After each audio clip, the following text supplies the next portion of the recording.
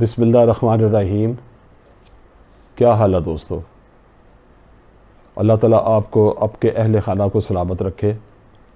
آج میں آپ سے اپنی یادداشت میں ایک تو واقعات جو میرے ہیں وہ میں آپ سے شیئر کرنا چاہتا ہوں۔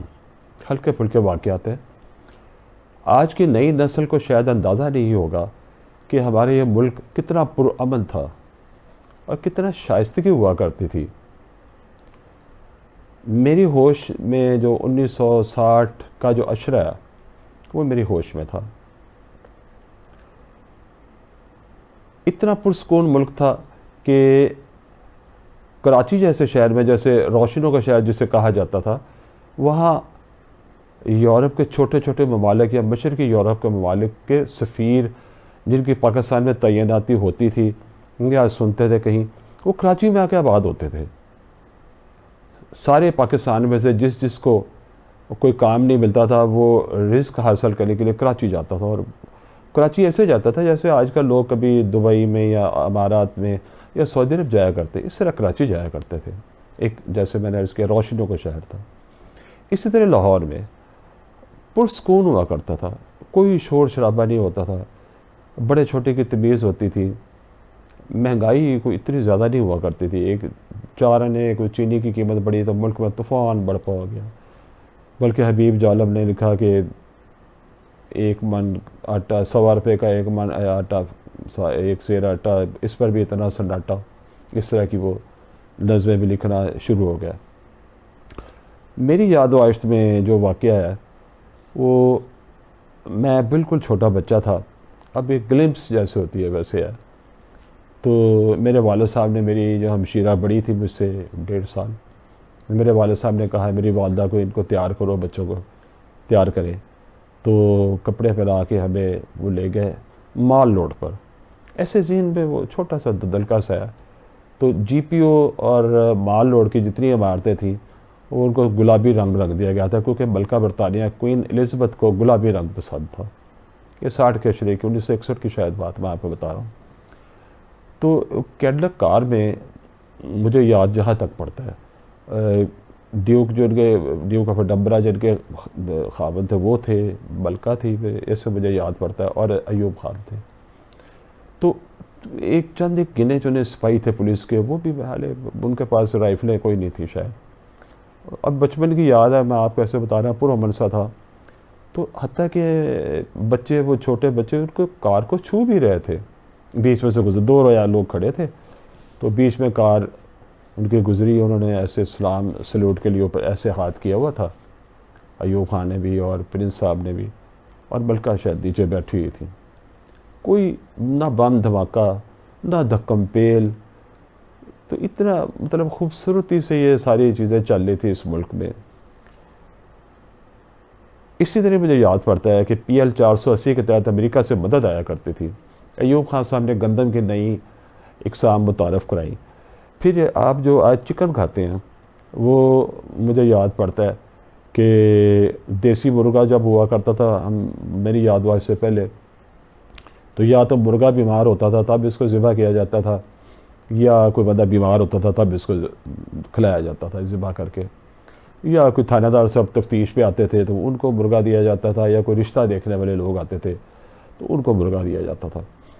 ایوب خان صاحب نے جو پولٹری کا جب شروع کیا آئیڈیا، تو انہوں نے میرا حال PIA کی ڈیوٹی لگائی تھی۔ جرمنی سے یہ شیور چکس منگوائے گئے تھے، اخباروں میں اشتہار آتے تھے اس زمانے میں۔ تو انہوں نے پولٹری فارمنگ شروع کی، جس سے آج پاکستان میں سب سے سستا گوشت مرغی کا ہی ہے اور عام اویلیبل ہے۔ یہ علیحدہ بات ہے کہ ابھی وہ کیا فیڈ دے رہے ہیں اور اب کس طرح کیا حال ہے، یہ تو پھر زوال کی طرف جیسے ملک گیا جیسے یہ بھی ادارہ گیا۔ تو PIA تھی، وہ اپنے وقت کی جدید ترین ایئر لائنز تھی۔ آج جتنی بھی ایئر لائنز امارات کی، سعودی عرب کی، چائنا کی بھی لگا لیں، فلاں کی لگا لیں، ان سب کو PIA نے کھڑا کیا تھا، اور آج اب PIA کا حال آپ کے سامنے ہے۔ ایک اور واقعہ جو میں آپ کو سنانا چاہتا ہوں۔ ایک دن میں اسکول سے باہر نکلا، تو میرا کرسچن اسکول تھا جہاں سے میں باہر نکلا، تو میں نے دیکھا ایک کوچ بان تھا، تو اس کی کسی بنکنی سے کوئی آدمی تھے، انہوں نے پینٹ اور اوپر شرٹ سی پہنی ہوئی تھی، تو ان کے ساتھ ان کا کوئی تنازع ہوا. اس زمانے میں تنازع بھی ذرا نرم و نازک ہی ہوا کرتے تھے, بہت اس میں خلڑ بازی نہیں ہوتی تھی. تو اب وہ کوچوان تھا, انہوں نے کوئی پتہ نہیں کرائے کہ متعلق بات کہہ دی ہوگی کہ بیچ میں 10-15 لوگ کھڑے تھے, میں بھی کھڑا ہو گیا, جیسے ہمارا یہ قومی عادت ہوتی ہے ہم کھڑے ہوئے تھے.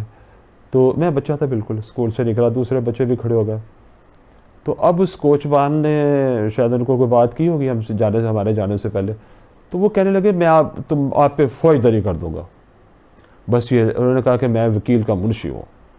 بس اتنا سننا تھا تو تمام لوگ جو تھے وہ کوچوان سے کہنے لگے کہ معافی مانگ لو, معافی مانگ لو. اب یہ 2 لفظ میں فوجداری کر دوں گا, اچھا سمجھ کسی کو نہیں آئی کہ کیا فوجداری کر دوں گا.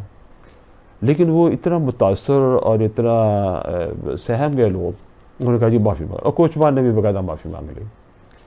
تو یہ 2 واقعات اگرچہ سادہ سے ہیں, عام فہم ہلکے پھلکے سے واقعات ہیں, عام سے واقعات ہیں, لیکن اس سے آپ کو اس وقت کا اندازہ ہوگا کہ وہ کتنا سنہرا دور تھا جب پاکستان میں امن, آشتی اور بڑے چھوٹے کی عزت اور خلڑ بازی اس طرح کی, اور جھوٹ نہیں اتنا ہوتا تھا.